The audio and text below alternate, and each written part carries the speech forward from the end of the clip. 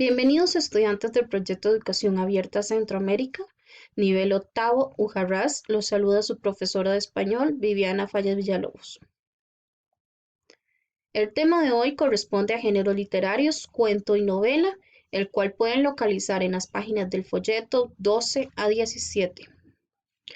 La novela se caracteriza por ser extensa, poseer muchos personajes, desarrollarse en varios ambientes, estar escrita en prosa, basarse en hechos de la vida real, aunque la trama es ficticia, ser compleja, tratar varios asuntos.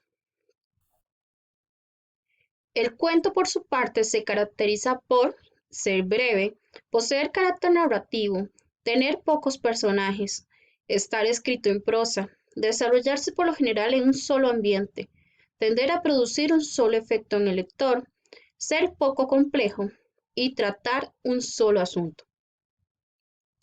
Tanto el cuento como la novela pueden presentar diferentes tipos de narradores, por ejemplo, omnisciente, protagonista o testigo. En el caso del narrador omnisciente, se caracteriza por ser aquella voz invisible que actúa como una especie de Dios que va a conocer tanto los sentimientos y pensamientos de los personajes y además va a saber más sobre los personajes en sí. Podemos escuchar el ejemplo del texto Viajes de Julio Cortázar. Cuando los cronopios van de viaje, encuentran los hoteles llenos, los trenes ya se han marchado, llueve a gritos, y los taxis no quieren llevarlos o les cobran precios altísimos. Los cronopios no se desaniman, porque creen firmemente que estas cosas les ocurren a todos. Y a la hora de dormir, se dicen unos a otros, hermosos paradas, hermosísimos paradas, y sueñan toda la noche que en la ciudad hay grandes fiestas y que ellos están invitados. Al otro día se levantan contentísimos y así es como viajan los cronopios. En este caso, podemos apreciar cómo el narrador describe todas estas acciones que, tanto a nivel de sentimientos y pensamientos, consideran los personajes que podrían hacer, por ejemplo, soñar, y que ellos ya al soñar amanecen contentos. En cuanto al narrador protagonista, tenemos que es el personaje principal quien cuenta su propia historia, sus sentimientos y pensamientos. Normalmente, en este tipo de narrador se usan expresiones como yo, mi, me, nosotros. Podemos escuchar el ejemplo del fragmento del Llano en Llamas de Juan Rulfo. Estoy sentado junto a la alcantarilla guardando a que salgan las ranas. Anoche, mientras estábamos cenando, comenzaron a armar el gran alboroto y no pararon de cantar hasta que amaneció. Mi madrina también dice eso, que la gritería de la rana le espantó el sueño.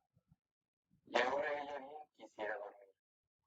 Por eso me mandó que me sentara aquí, junto a la alcantarilla, y me pusiera con una tabla en la mano para que cuanta rana saliera a pegarle brincos afuera, la palpachara a tablazos. Las ranas son blancas de todo color, menos en la panza, los ojos son negros. También los ojos de mi madrina son negros. Las ranas son buenas para hacer de comer con ellas. Los sapos no se comen, pero yo me los he comido también. En este caso, podemos escuchar que se usan expresiones como me he sentado, mi madrina, me mandó, me pusiera. En todos ellos se habla en primera persona.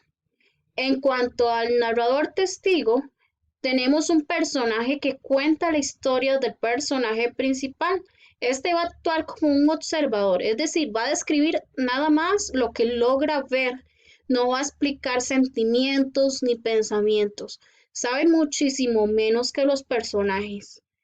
Vamos a escuchar el ejemplo de La aventura de la finca Cooper Beach de Arthur Conan Doyle. Me di cuenta de que Holmes había quedado favorablemente impresionado por la forma de comportarse y de hablar con su nuevo cliente. Alzó la vista, como era de costumbre de él, para mirar estúpidamente, y luego se sentó a escuchar el relato del pueblo, bajando los párpados y juntando las yemas de los dedos. En este caso, podemos apreciar cómo hay un personaje que va a escribir todo lo que hace un personaje llamado Holmes. Tenemos la organización secuencial de la historia narrada. Vamos a tener un orden lineal cuando los acontecimientos tienen una secuencia lógica, es decir, tienen introducción, desarrollo y conclusión. Un orden perturbado cuando el orden normal de la historia se viene a alterar. Por ejemplo, la historia puede carecer de conclusión o la historia inicia por un hecho pasado y luego va retomando hacia el presente. En novela y cuento es necesario conocer el término de código apreciativo para el análisis de los fragmentos. Este es las opiniones dadas por el narrador y los personajes, es decir, el punto de vista, qué es lo que nos quieren dar a conocer tanto ese narrador como los personajes que están en la historia. Esto va a requerir de lo que se habló la clase sobre los textos no literarios, de una interpretación de los hechos, ya sea de lo que está a nivel explícito como implícito. En cuento y novela también existen registros del habla, los cuales son culto, cuando el vocabulario es complejo y preciso; literario, cuando se emplean figuras literarias; regional, cuando las palabras que se usan se relacionan a un espacio geográfico en particular; popular, cuando se refieren al habla campesina; coloquial, es un vocabulario sencillo y breve; técnico, es un vocabulario especializado.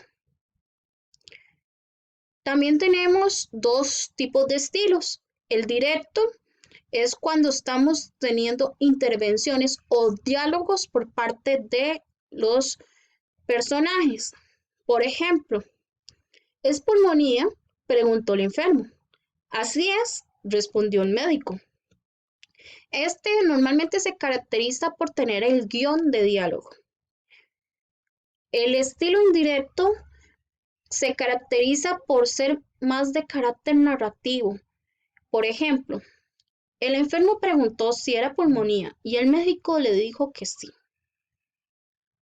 Tenemos dos tipos de tiempo, cronológico y psicológico. El cronológico es cuando el orden lógico de los acontecimientos sucede de acuerdo con el tiempo marcado en el reloj o en el calendario.